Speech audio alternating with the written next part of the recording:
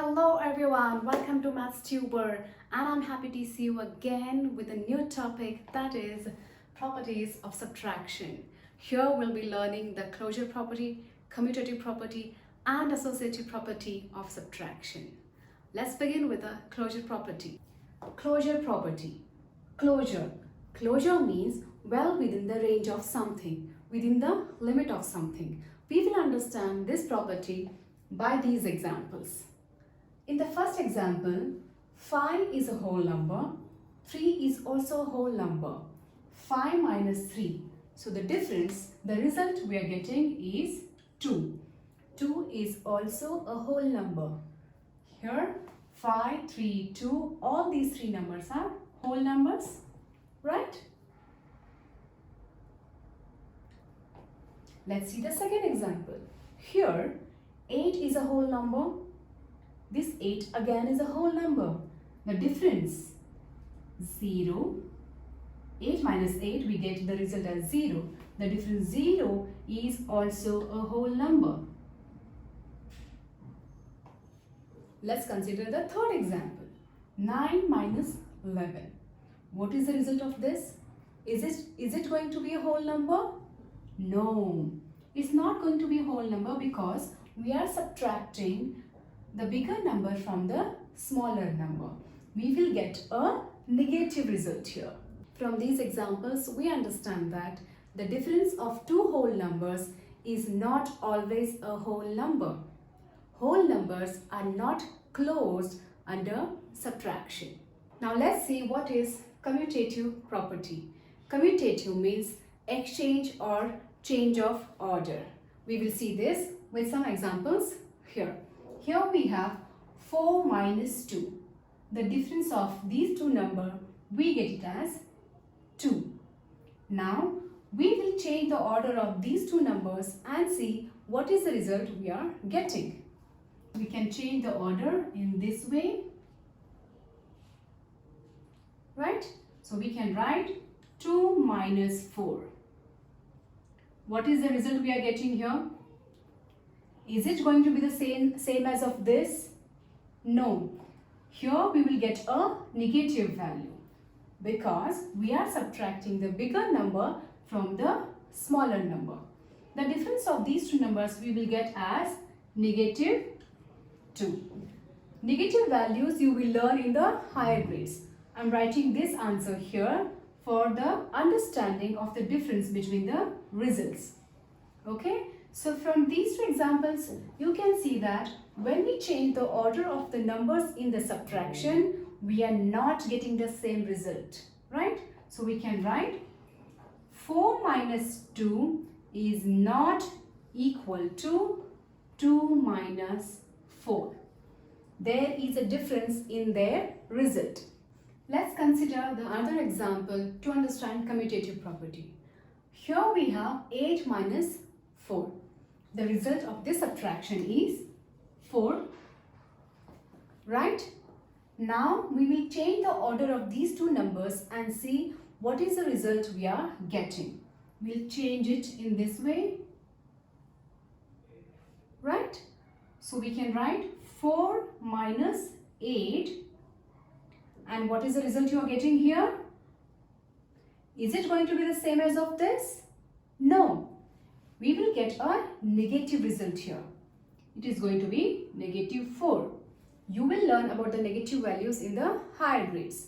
I have just written this answer here for your understanding of the difference between the result. Right? So, from this, when we change the order of the number, you can see that we are not getting the same result when you do the subtraction. From this, you can write 8 minus 4 is not equal to 4 minus 8. From these examples, we understand that the difference of two whole numbers is not the same if we change the order of the whole numbers, which also means that subtraction is not commutative for whole numbers. Now let's understand what is associative property. This property is also known as grouping property in the lower grades. To understand this, we will understand this example. Okay, here we have 8 minus 6 minus 2. To solve this, first we will do the grouping of 8 minus 6. In an expression or in any example, we always solve the grouping first. So we will solve this part first. 8 minus 6 gives us 2, right? Minus 2 we are writing as it is. 2 minus 2 further gives us 0, right? So 0 is a result of this subtraction. Now we will solve the same example, but we will change the grouping here. 8 minus 6 minus 2, and the grouping we are doing here is of 6 minus 2. We will solve it further.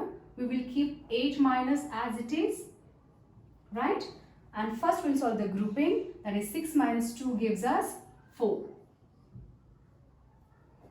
8 minus 4 further gives us 4, right? Now you can see that the results are different here.